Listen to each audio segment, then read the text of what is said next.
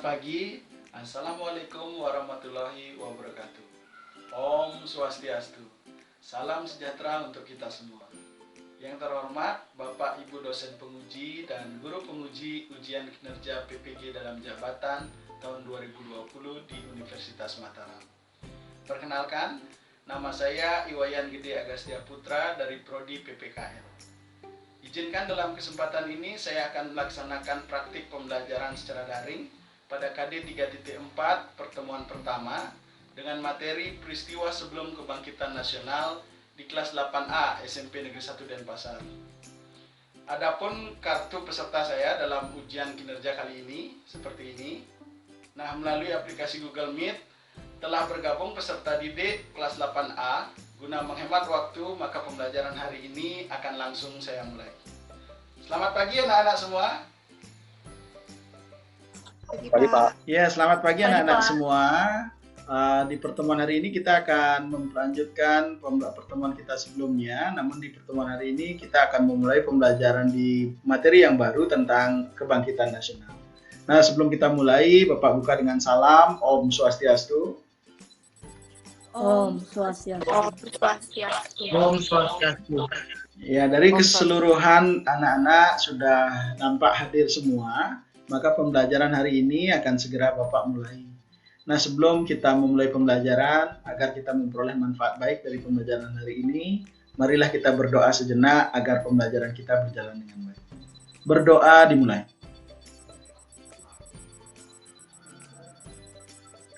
Berdoa selesai. Baik anak-anak, memulai pembelajaran hari ini, Bapak akan mencoba menampilkan dalam slide PowerPoint untuk bisa kalian perhatikan dari rumah sehingga pembelajaran kita berjalan lebih lancar. Silakan perhatikan slide berikut.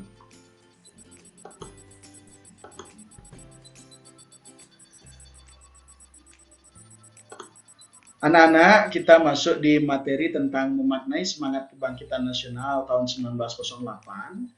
Di pertemuan pertama hari ini, kita akan terfokus pada materi tentang kompetensi dasar 3.4, menganalisis makna dan arti kebangkitan nasional 1908 dalam perjuangan kemerdekaan Republik Indonesia, dan 4.4 menyaji hasil penalaran tentang tokoh kebangkitan nasional dalam perjuangan kemerdekaan Republik Indonesia.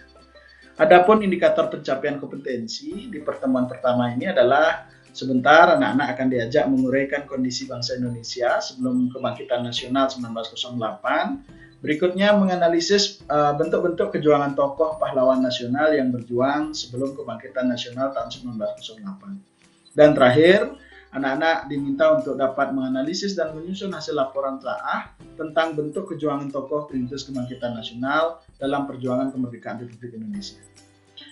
Memulai pertemuan hari ini anak-anak, Bapak meyakini bahwa bangsa Indonesia ini tidak akan mengalami perubahan manakala bangsa tersebut tidak mengubah dirinya sendiri. Termasuk bangsa Indonesia tidak mungkin menjadi bangsa yang bebas dan merdeka seperti sekarang ini apabila tidak ada usaha untuk bangkit dan melepaskan diri dari penjajahan. Seperti yang kita kenal dalam istilah kebangkitan nasional. Adakah anak-anak yang pernah mendengar istilah kebangkitan nasional? Pernah, Pak. Pernah, Pak. Nah, jika kalian sudah sempat mendengar atau kalian sempat membaca tentang peristiwa kebangkitan nasional, ada yang bisa menjelaskan apa itu peristiwa kebangkitan nasional, anak-anak? Saya, Pak. Silakan Ira yang memulai. Peristiwa kebangkitan nasional merupakan bentuk kesatuan perjuangan bangsa Indonesia di tahun 1908. Ya, di 1908 peristiwa kebangkitan nasional. Ada yang mengetahui mengapa terdapat peristiwa kebangkitan nasional di Indonesia? Ya, Pak. Baik, Ivan. Jadi karena adanya penderitaan rakyat Indonesia saat masa penjajahan sehingga ada keinginan untuk bangkit dan lepas dari penjajahan. Jadi ada keinginan bangkit oleh rakyat untuk bebas dari penjajahan. Terima kasih, Ivan. Jadi anak-anak, sebenarnya apa yang sesungguhnya terjadi sebelum peristiwa kebangkitan 1908 di Indonesia? Ada yang mengetahui tentang hal tersebut? Saya, Pak. Baik, silahkan Vivin. Terdapat berbagai bentuk perjuangan di beberapa daerah. Berarti di beberapa daerah di Indonesia muncul berbagai bentuk perjuangan menurut Vivin. Mungkin ada yang lain yang bisa memberikan tanggapan tentang hal tersebut. Saya Pak. Ya, Krisna mungkin bisa menambahkan. Adanya penderitaan rakyat saat penjajah menerapkan berbagai kebijakan yang menyiksa rakyat Indonesia. Berarti di Indonesia pada masa itu, menurut penjelasan dari Krisna, terdapat berbagai bentuk kebijakan-kebijakan penjajah yang menyiksa rakyat Indonesia. Sehingga rakyat Indonesia di masa itu perlu bangkit dan bebas dari penjajah. Coba ada yang bisa menceritakan secara singkat mungkin kondisi Indonesia sebelum tahun 1908. Saya Pak. Ya, Sasi, silakan Nak. Dimulai dari kedatangannya bangsa penjajah yang menerapkan berbagai kebijakan yang menyengsarakan rakyat, maka terjadi perlawanan di banyak daerah untuk lepas dari belenggu penjajahan. Bagus sekali Sasi. Jadi terjadilah perjuangan di beberapa daerah sehingga berbagai bentuk perjuangan itu muncul di beberapa daerah untuk bisa melepaskan diri dari penjajahan. Baik anak-anak, di PowerPoint Bapak sudah tunjukkan ada 3 gambar yang menggambarkan situasi sebelum kebangkitan 1908. Gambar pertama, kedua, dan ketiga mencirikan kondisi Indonesia pada saat itu. Nah, di pertemuan ini sebagai awal Bapak akan meminta kalian untuk menggunakan LKPD yang sudah Bapak berikan di Google Classroom kalian. Di bagian forum, Bapak sudah berikan juga di bagian tugas kelas. Di sana kalian bisa lihat untuk kalian kerjakan hasil pengamatan terhadap gambar tersebut. Setelah mengerjakan hasil pengamatan, kalian Bapak minta untuk menjelaskan hasil pengamatan kalian sebentar, sekaligus akan memaparkan hal-hal apa yang kalian temukan dari hasil pengamatan gambar tersebut. Silahkan kalian coba dulu kerjakan selama 10 menit. Sebentar, Bapak minta untuk menjelaskan hasil paparan kalian terhadap pengamatan tersebut. Baik anak-anak, dari hasil pengamatan yang telah kalian lakukan tadi dan mengerjakan melalui LKPD yang kalian peroleh di Google Classroom, pasti sudah ada siswa yang dapat menyelesaikan hasil pengamatannya untuk dipaparkan dalam sesi Google Meet ini. Jika sudah ada, yang pertama mungkin ada siswa yang dapat menjelaskan tentang gambar pertama terlebih dahulu. Apa yang ditunjukkan di gambar tersebut? Silakan. Saya Pak. Baik, Vivin yang memulai, silakan. Gambar pertama menunjukkan bahwa datangnya bangsa Eropa ke Indonesia sekitar abad ke-15. Kedatangan mereka didukung oleh teknologi pelayaran yang sangat berkembang serta tujuan mereka untuk menemukan sumber ekonomi baru sebagai upaya mengatasi rusaknya ekonomi Eropa pada masa itu. Berarti betul bahwa di gambar pertama, akibat berkembangnya teknologi pelayaran, bangsa-bangsa Eropa datang ke Indonesia untuk mencari sumber-sumber ekonomi baru. Jadi negara-negara itu salah satunya adalah Indonesia. Nah, di gambar kedua menunjukkan ada kebijakan Belanda. Kira-kira apa itu? Ada yang bisa memperoleh hasil dari hasil pengamatan tadi? Saya Pak. Silakan Ivan. Ya, jadi menurut saya di gambar kedua itu menunjukkan penyiksaan terhadap bangsa Indonesia yang diminta oleh pihak penjajah untuk membangun jalan. Penerapan kebijakan ini dikenal dengan nama kerja paksa yang diterapkan oleh Belanda, salah satunya membangun jalan sepanjang Pulau Jawa dari Anyar sampai Penarukan. Terima kasih Pak. Baik Ivan, terima kasih bahwa betul sekali bentuk dari kebijakan Belanda itu menyiksa rakyat Indonesia. Dibentuknya atau membangun jalan dari Anyar sampai Penarukan merupakan bentuk penyiksaan terhadap bangsa Indonesia. Itu disebut dengan peristiwa kerja paksa atau kerja rodi. Nah, di gambar terakhir, gambar ketiga, mungkin sudah ada yang berhasil menemukan dan bisa memaparkan, silakan. Saya Pak.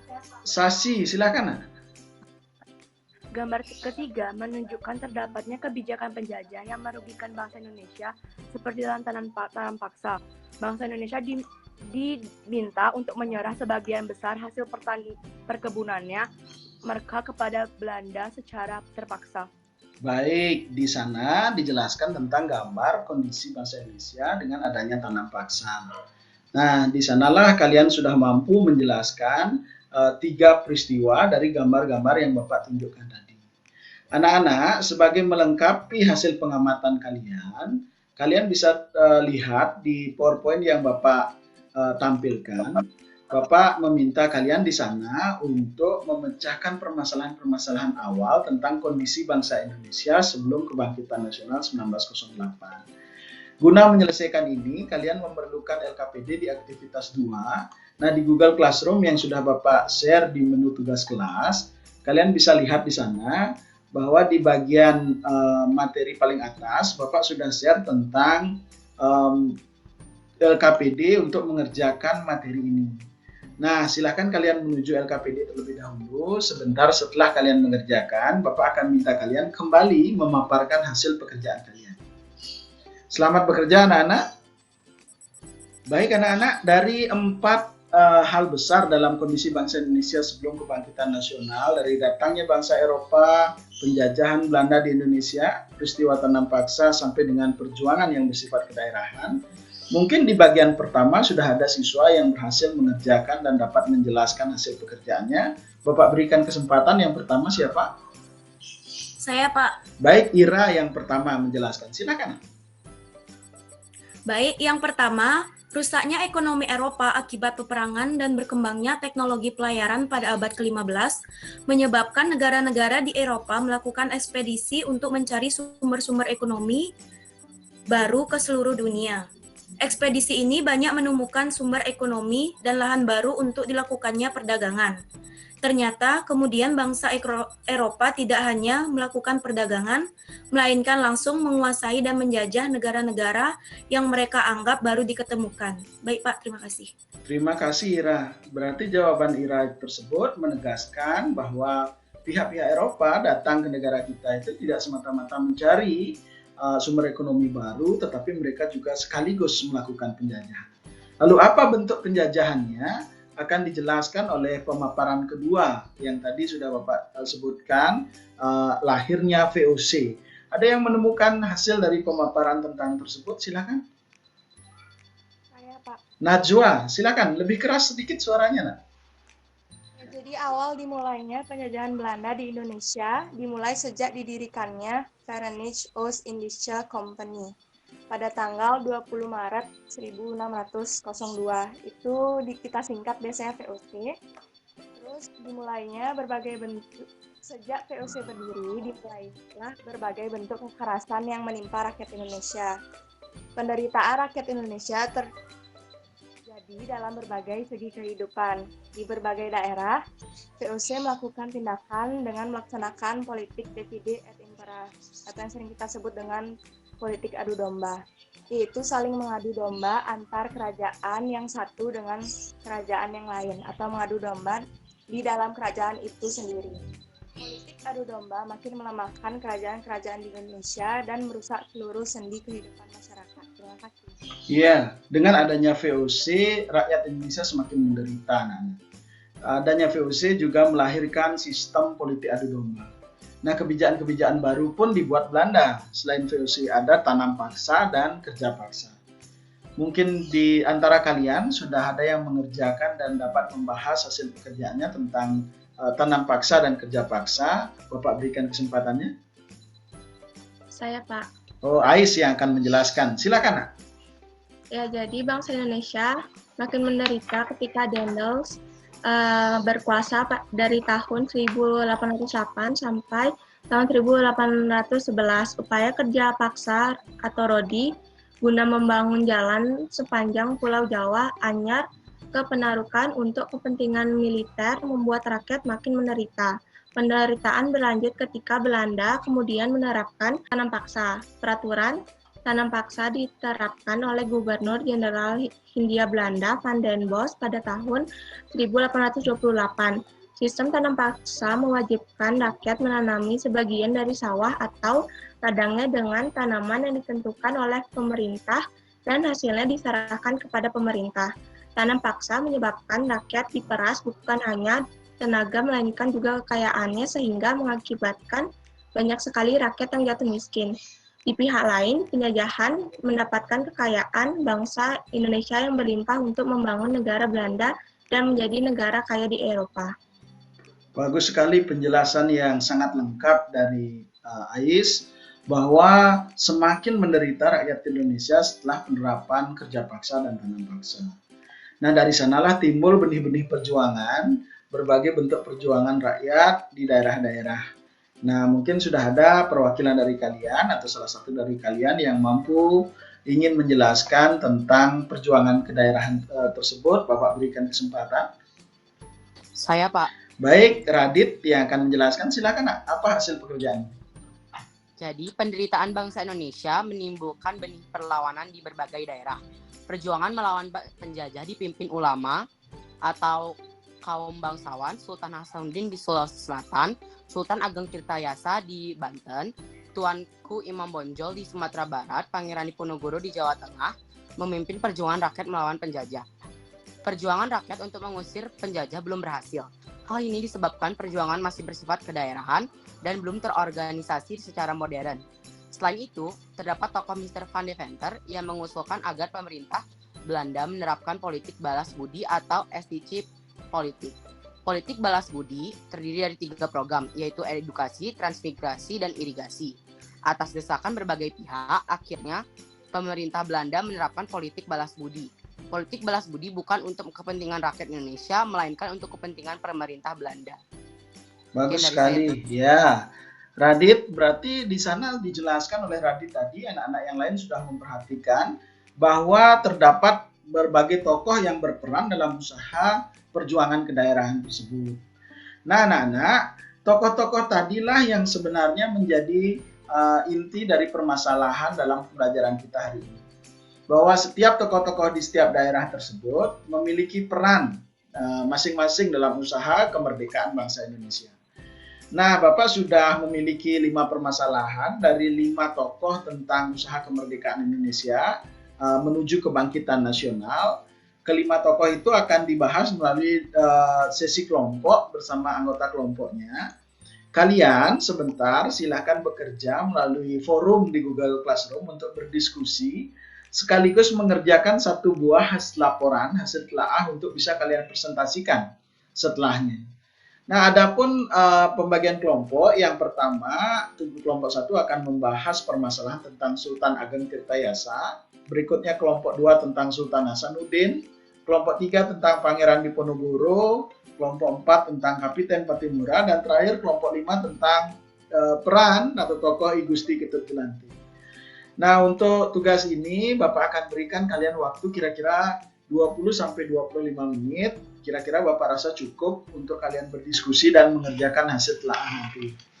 Tapi sebelum masuk ke forum classroom-nya, mungkin ada hal yang ingin kalian sampaikan atau ada yang ingin kalian tanyakan kepada rekan kelompok kalian. Bapak berikan kesempatan. Mungkin dari kelompok 1 yang mengawali bisa, atau kelompok yang lain Bapak berikan kesempatan. Silahkan.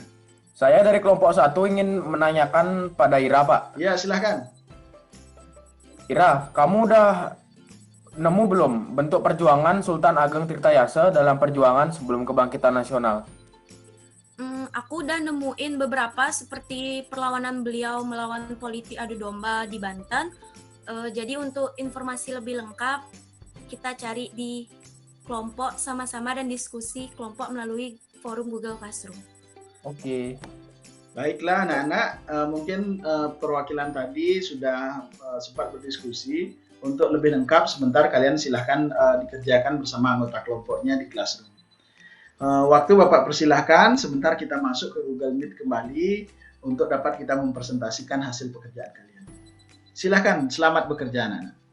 Om Swastiastu. Om Swastiastu. Saya perwakilan dari kelompok 1 akan menjelaskan tentang Sultan Ageng Tirtayasa. Sultan Ageng Tirtayasa, beliau adalah pahlawan yang berasal dari Provinsi Banten. Lahir pada tahun 1631, beliau putra dari Sultan Abdul Ma'ali Ahmad dan Ratu Marta Kusuma yang menjadi Sultan Banten periode 1640 sampai 1650. Perjuangan beliau salah satunya adalah menentang Belanda karena VOC menerapkan perjanjian monopoli perdagangan yang merugikan Kesultanan dan rakyat Banten. Di masa mudanya, beliau dibuat gelar Pangeran Surya. Peran Sultan Ageng dalam perkembangan Islam di Banten sangat berpengaruh. Dia menginginkan Banten mempunyai kerajaan Islam. Langkah yang beliau tempuh pertama dalam sektor ekonomi. kesejahteraan rakyat diingatkan melalui pencetakan sawah-sawah baru serta irigasi yang sekaligus berfungsi sebagai sarana perhubungan. Baik Pak, terima kasih. Baik, sekian mungkin hasil presentasi dari kelompok 1. Mungkin Ira bisa dilanjutkan dengan sesi tanya jawab, silakan Nak.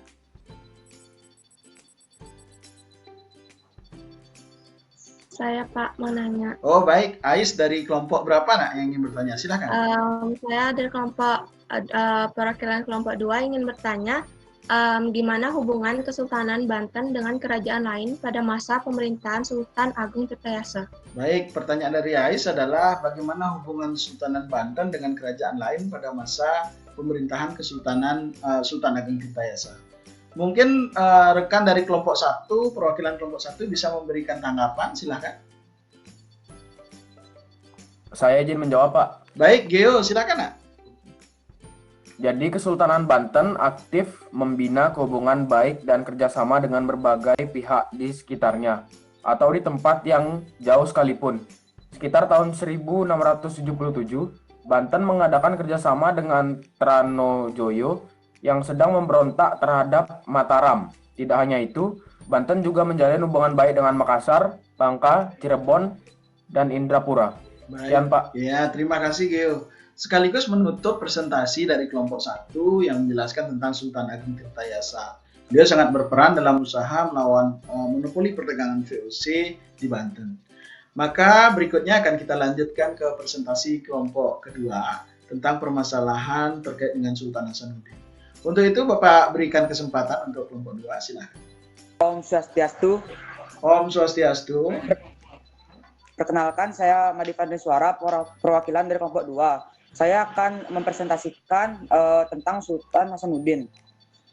Ya, jadi Sultan Hasanuddin lahir di Goa, Sulawesi Selatan, 12 Januari 1631. Adalah Raja Goa ke-16 yang terlahir dengan nama Muhammad Bakir I Malombasi Daeng Matawang Karaeng Buntu Mangape. Sultan Hasanuddin merupakan putra dari Raja Goa ke-15 I Manun Tungi Daeng Matola Karaeng Lakiyung. Sultan Muhammad Said. Sultan Hasanuddin memerintah kerajaan Goa mulai tahun 1653 sampai 1669. Kerajaan Goa merupakan kerajaan besar di wilayah timur Indonesia yang menguasai jalur perdagangan. Pada pertengahan abad ke-17, Kompeni Belanda atau VOC berusaha memonopoli perdagangan rempah-rempah di Maluku setelah berhasil mengadakan perhitungan dengan orang-orang Spanyol dan Portugis. Ya, sekian presentasi dari saya. Mohon maaf jika ada kesalahan, Om. Ya, baiklah, dilanjutkan dengan sesi tanya jawab. Mungkin dari kelompok yang berbeda ada yang ingin ditanyakan. Saya, Pak. Baik, Vivin, silakan Nak. Saya mewakili kelompok 3 ingin bertanya kepada Ais, bagaimanakah usaha perjuangan Sultan Hasanuddin untuk melawan VOC? Baik, Vivin mungkin bertanya kepada perwakilan kelompok 2 yang mempresentasikan. Pertanyaannya adalah bagaimana usaha perjuangan Sultan Hasanuddin dalam melawan VOC? Silakan perwakilan kelompok. Saya Pak. Ais yang menjawab, silakan Nak. Ya, jadi pada tahun 1660, VOC Belanda menyerang Makassar, tetapi belum berhasil menundukkan kerajaan Goa. Pada tahun 1667, VOC Belanda di bawah pimpinan Cornelis Spelman beserta sekutunya kembali menyerang Makassar. Pertempuran berlangsung di mana-mana hingga pada akhirnya kerajaan Goa terdesak dan semakin lemah sehingga dengan sangat terpaksa Sultan Hasanuddin menandatangani perjanjian Bungaya pada tanggal 18 November 1667 di Bungaya. Goa yang merasa dirugikan mengadakan perlawanan lagi. Betul sekali Ais, berarti memang ada usaha perjuangan Sultan Hasanuddin melawan VOC, namun perjuangannya juga masih mengalami kegagalan. Nah, demikian hasil presentasi dari kelompok 2, anak-anak. Untuk mempersingkat waktu, kita lanjutkan ke presentasi kelompok berikutnya. Saya Tugas dari perwakilan kelompok 3 akan mempresentasikan Pangeran Diponegoro. Pangeran Diponegoro adalah anak dari Pangeran Adipati Anom atau Hamengkubuwono III dari Garua Ampeyan atau Selir. Perlawanan Pangeran Diponegoro dimulai ketika dia dengan berani mencabut tiang-tiang pencang pembangunan jalan oleh Belanda yang melewati rumah, masjid, dan makam leluhur Pangeran Diponegoro.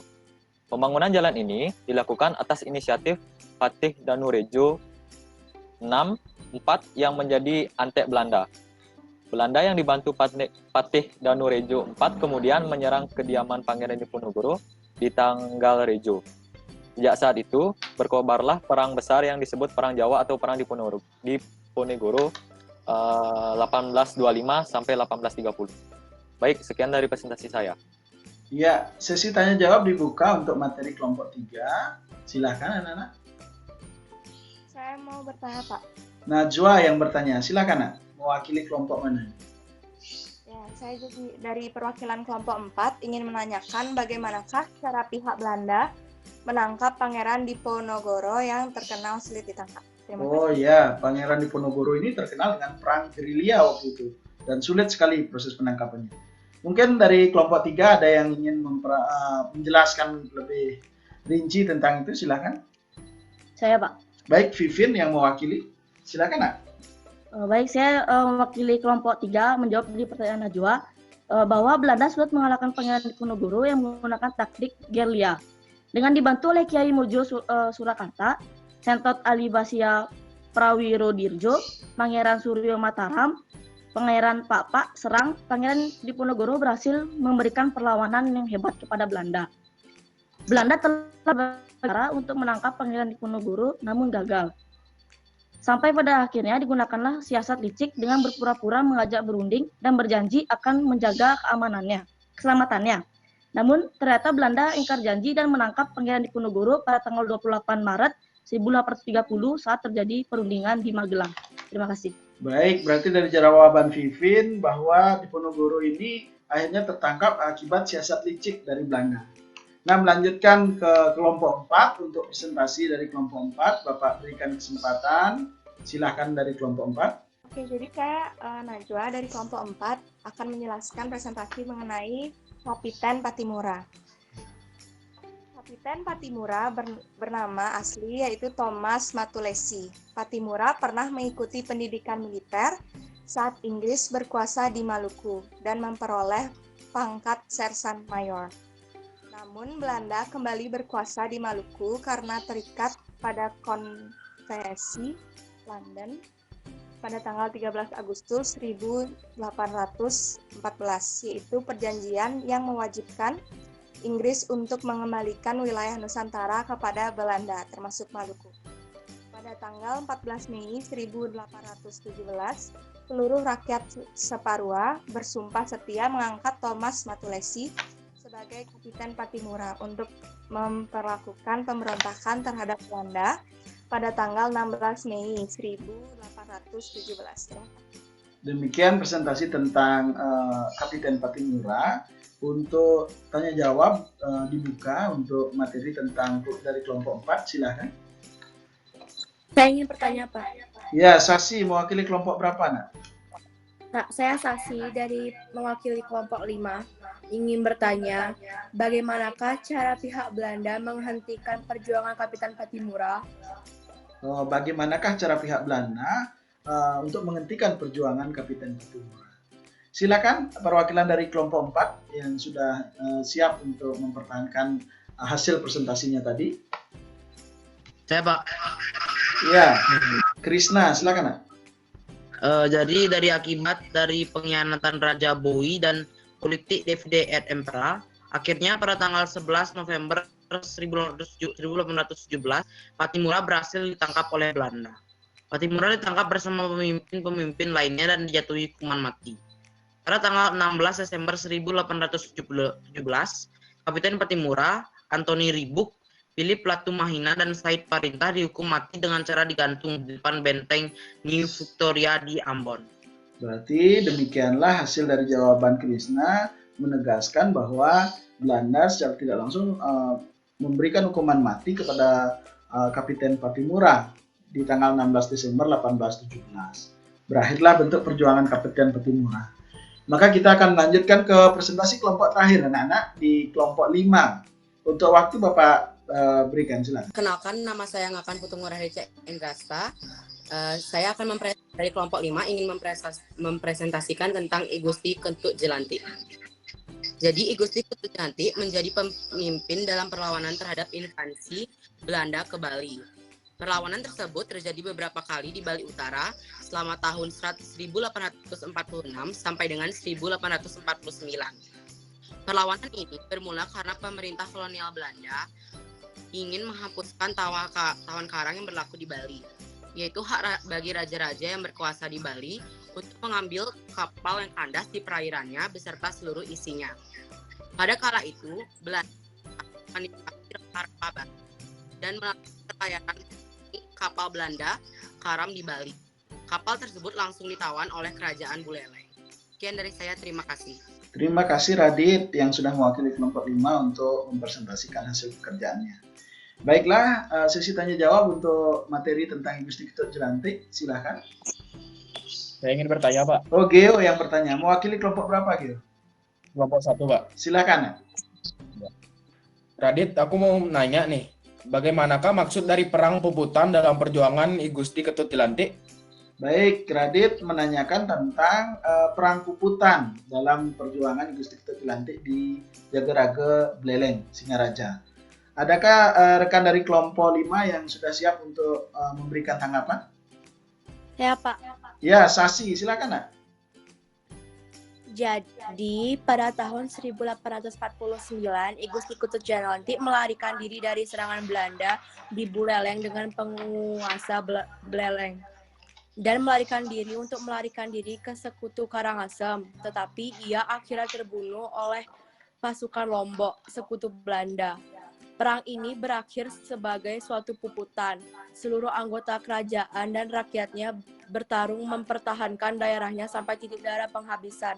Namun akhirnya ia harus mundur ke Gunung Batur, Kintamani, dan pada saat inilah perjuangannya harus gugur. Jadi anak-anak dari jawaban Sasi tadi menunjukkan juga I Gusti Ketut Jelantik mengalami kegagalan dalam usaha perjuangannya melawan penjajahan Belanda. Nah, dari seluruh presentasi kelompok 1 sampai dengan kelompok 5, mungkin ada hal yang ingin ditanyakan oleh anak-anak terkait dengan materi yang telah disampaikan oleh rekan-rekannya secara keseluruhan. Bapak berikan kesempatan. Saya, Pak. Oh, Sasi, kembali. Silakan, ada mungkin hal yang dirasa belum dipahami. Bagaimana akhir dari seluruh perjuangan di setiap daerah di Indonesia? Oh, berarti setiap tokoh-tokoh itu bagaimana akhir dari kisah perjuangan mereka dalam melawan atau untuk lepas dari penjajahan. Nah, mungkin ada salah satu dari kalian yang bisa menanggapi pertanyaan dari Sasi. Bapak berikan kesempatan. Saya, Pak. Tugas ya, silakan, Nak. Baik, secara keseluruhan, perjuangan tersebut mengalami kegagalan. Hal tersebut dipengaruhi oleh dua faktor. Yang pertama, perjuangan yang masih bersifat kedaerahan dan belum adanya semangat persatuan di setiap daerah. Serta kedua, perjuangan masih menggunakan cara-cara tradisional, maka sulit melawan kekuatan penjajah yang telah dilengkapi senjata dan alat-alat modern saat itu. Baiklah, berarti ada dua faktor, anak-anak, yang harus kalian ingat dengan baik. Faktor pertama yaitu perjuangannya masih bersifat kedaerahan, hanya melingkupi daerah-daerah tertentu saja. Yang kedua, perjuangannya masih menggunakan cara-cara yang terbilang tradisional, karena saat itu kita terbatas dengan senjata atau hal-hal yang bersifat modern, alat-alat modern. Maka dari itulah yang menyebabkan perjuangan dari tokoh-tokoh kita banyak yang mengalami kegagalan. Nah, anak-anak, materi tadi dan pertanyaan tadi sekaligus menutup materi pembelajaran kita hari ini tentang presentasi dari kelompok 1 sampai dengan kelompok 5. Nah, sebelum menutup pembelajaran, tentunya kalian sudah memperoleh manfaat dan simpulan dari hasil pembelajaran kita hari ini. Untuk itu, Bapak berikan kesempatan bagi kalian yang dapat menyimpulkan materi kita pada pertemuan hari ini. Silakan. Saya, Pak. Najwa yang mengawali memberikan simpulan. Silakan, Najwa. Baik, jadi kesimpulan saya atas materi ini adalah penderitaan bangsa Indonesia menumbuhkan benih perlawanan di berbagai daerah. Perjuangan melawan penjajah dipimpin ulama atau kaum bangsawan. Sultan Hasanuddin di Sulawesi Selatan, Sultan Ageng Tirtayasa di Banten, Tuanku Imam Bonjol di Sumatera Barat, Pangeran Diponegoro di Jawa Tengah, memimpin perjuangan rakyat melawan penjajah. Perjuangan rakyat untuk mengusir penjajah belum berhasil. Hal ini disebabkan perjuangan masih bersifat kedaerahan dan belum terorganisasi secara modern. Terima kasih. Iya, terima kasih Najwa. Mungkin ada lagi yang berbeda atau untuk melengkapi hasil dari simpulan Najwa, Bapak berikan kesempatan. Saya ingin menambahkan, Pak. Oh, Krisna akan menambahkan. Silakan, Nak.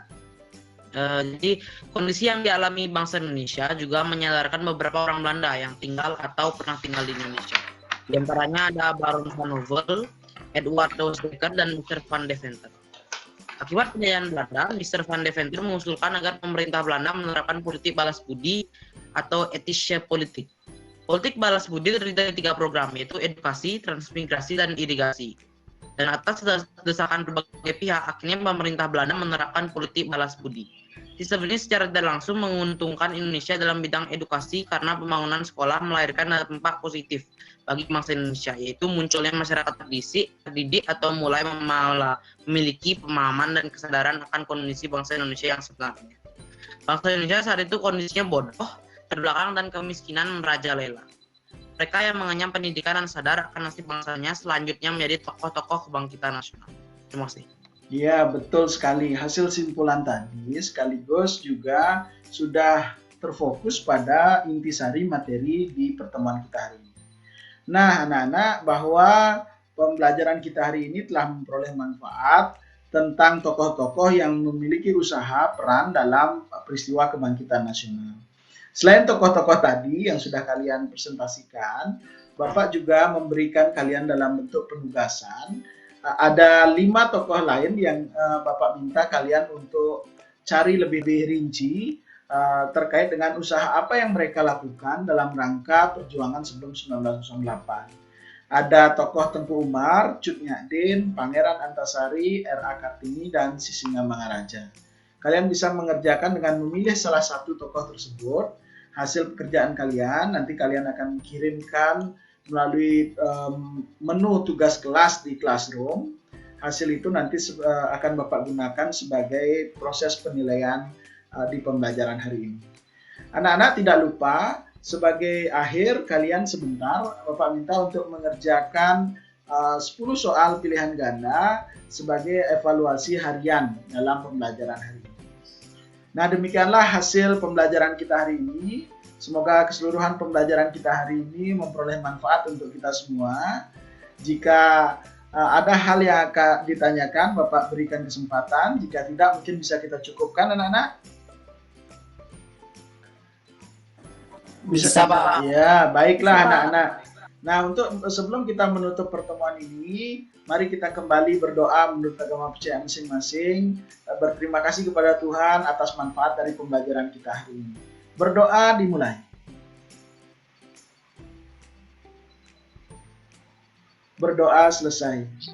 Demikianlah anak-anak, sampai jumpa dan bertemu kembali di pertemuan yang akan datang minggu depan. Kita tutup, Pak tutup dengan salam Om Santi Santi Santi Om. Om Santi Santi Santi. Terima kasih Pak. Ya, terima kasih anak-anak. Ya, sampai berjumpa di pertemuan berikutnya.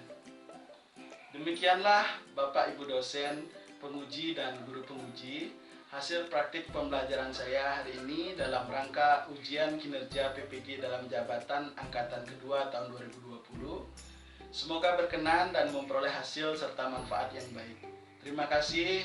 Wassalamualaikum warahmatullahi wabarakatuh. Om Santi Santi Santi Om. Salam sejahtera untuk kita semua.